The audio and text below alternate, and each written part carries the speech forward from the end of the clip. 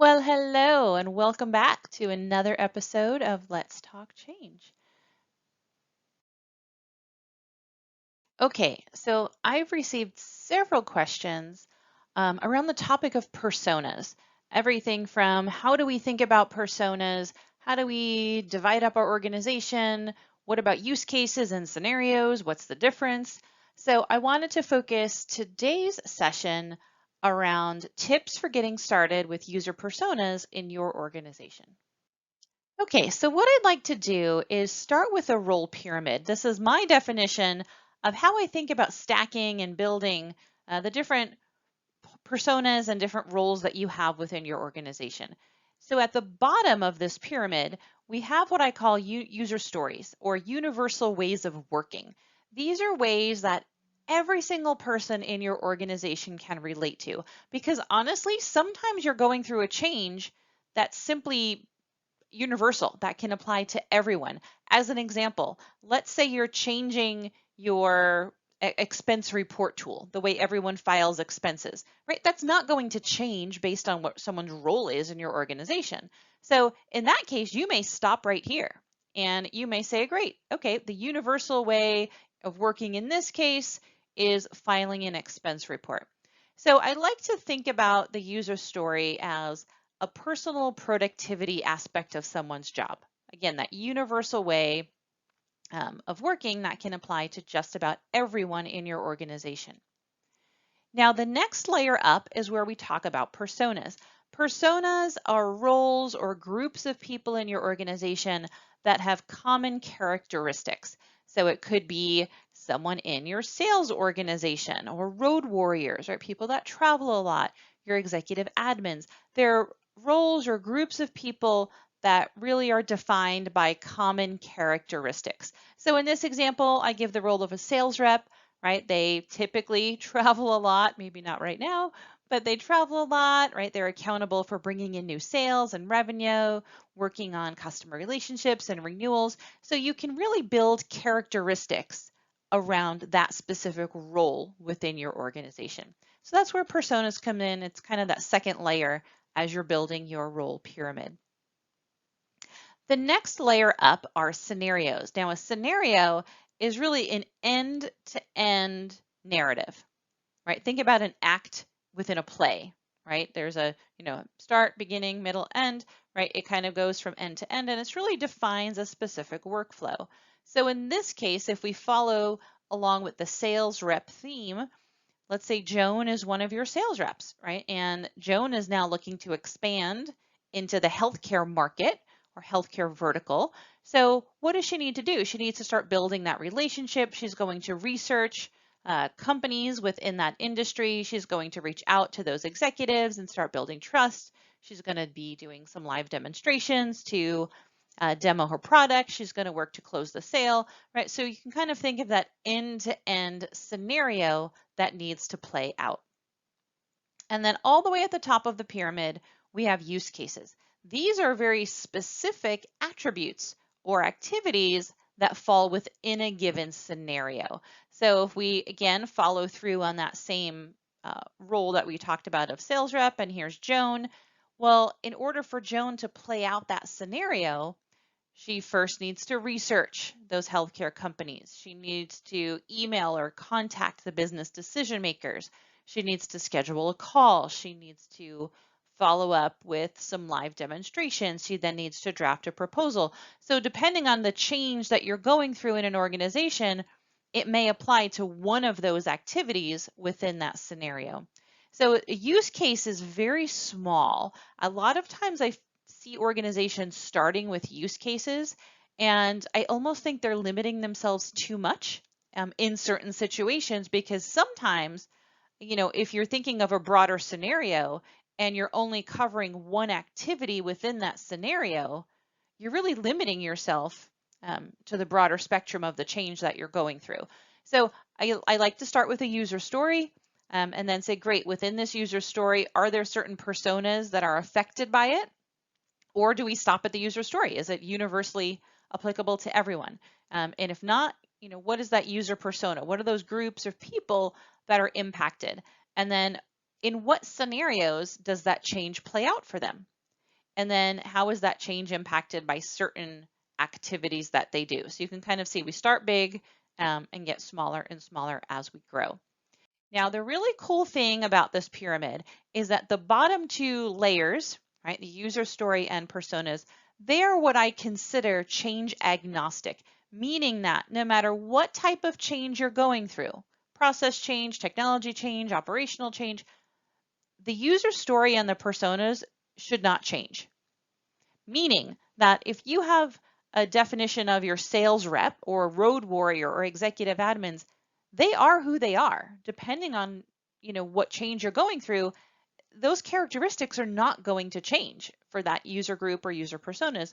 The same with the user story, right? If you're thinking of personal productivity as our user story, or meetings or collaboration, right, of how everyone interacts with one another within your organization, they still need to interact with one another regardless of the change you're going through. So the great thing is if you spend the time up front to define your user stories, define your user personas, then it makes it much easier as you're going from change to change to change, because you really don't need to revisit those bottom two. I like to recommend maybe once a year or something. You go back, replay those in your mind and say, has anything changed? But more often than not, those really do become change agnostic, and they can serve as a foundation for the changes that you have going on within your organization. Now, the top two, the scenario and the use case, those are pretty change dependent, because if you're changing a process or you're changing out a tool or a technology that people use, that is going to be dependent on the specific change and who's impacted by that change, depending on what the technology or the process or the operational procedure is that you're changing. So as you're getting started building out your persona base and your use cases and your scenarios, a couple of tips that I wanted to share with you. The first one, don't overcomplicate it. I've worked with organizations who then say, great, we're going to have, 30 or 40 different personas. And, that's too many. I typically try to stick with 4 to 8 personas within an organization. Remember, it's not defining every single individual or every single team or every role. It's really groups of people, groups of roles. What you want to do is look for common characteristics within those user groups. So I typically have roles like your sales reps or road warriors, right? People who travel a lot, right? Work out of their suitcase for a lot of the time. Executives, executive admins. Maybe I have a typical office worker, warehouse worker, or first line workers, frontline workers, things like that.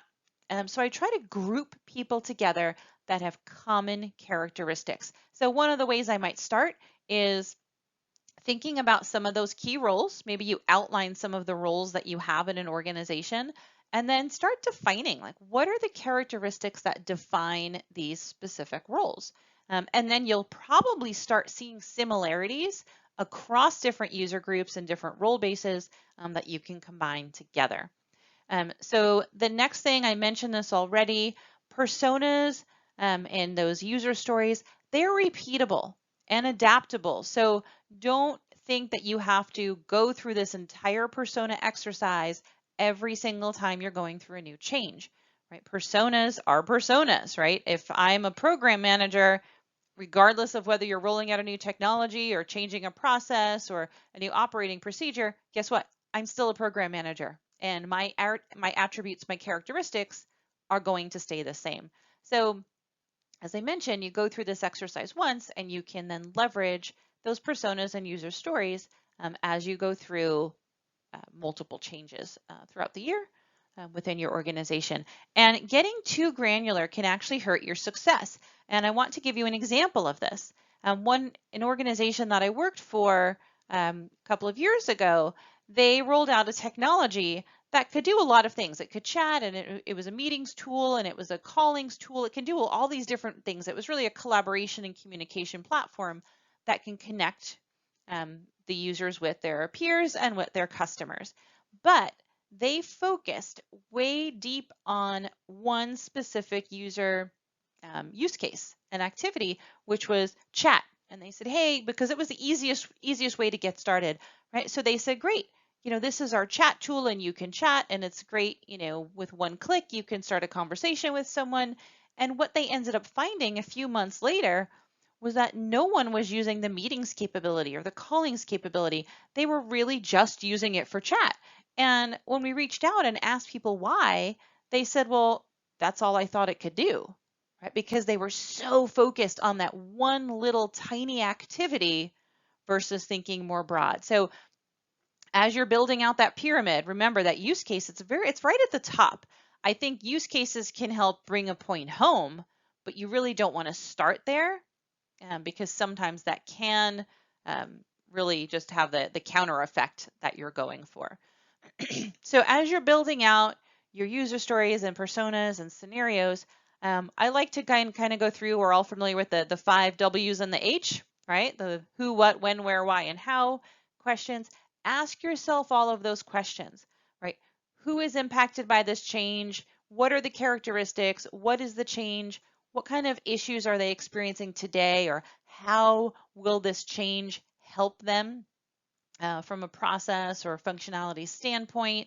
So you just wanted to keep asking yourself the who, what, when is the change happening? Where do they need to change their process in their day in the life of working, right? Where would this change be inserted and things like that. So you just want to be thinking about those types of questions as you're building out your personas and your use cases and your scenarios. And then just like the pyramid, start broad. Sometimes, as I mentioned, you can stop at that user story level, at the foundational level, because you might be implementing a change that impacts everyone in your organization the same way. Maybe it's requesting time off. You have a new time off request tool, right? Well, everyone in your organization is going to be requesting time off the same way. So you don't have to go deep on activities and personas, right? You're stopping at that bottom level. So start broad, think about who the change is impacting, how it's impacting them. Is it something that's universal, or do you need to start building your way up the pyramid? And then, as I mentioned, revisit those bottom 2 layers maybe once a year, the user stories and personas, because sometimes your organization may shift, may change the way they work. Maybe you have a new department that you're launching and you want to add that in to a persona group. So I like to revisit those about once a year so that you can make sure you're always accounting for everyone in your organization. So hopefully that gave you some insights into how to get started with user personas. Now, every organization will be a little bit different. Some organizations have multi-layers, some have what we call a flat organization, some have lots of roles, some smaller organizations, can do that user story and just focus on everyone at the bottom of that pyramid. But think through what works best for your organization. I'd love to hear from you. How does your organization define personas and use cases and scenarios? Share your insights and experiences. Use the comment section below to share your thoughts. If you like this video, go ahead and subscribe to this channel. Gives me some insights into what you might be looking for, what you're finding valuable. And if you have a question you'd like me to consider for a future Let's Talk Change video, go ahead and submit that at aka.my/question. As always, thanks so much for watching today. Hopefully you found this information helpful, and we look forward to seeing you again soon. Thanks. Bye.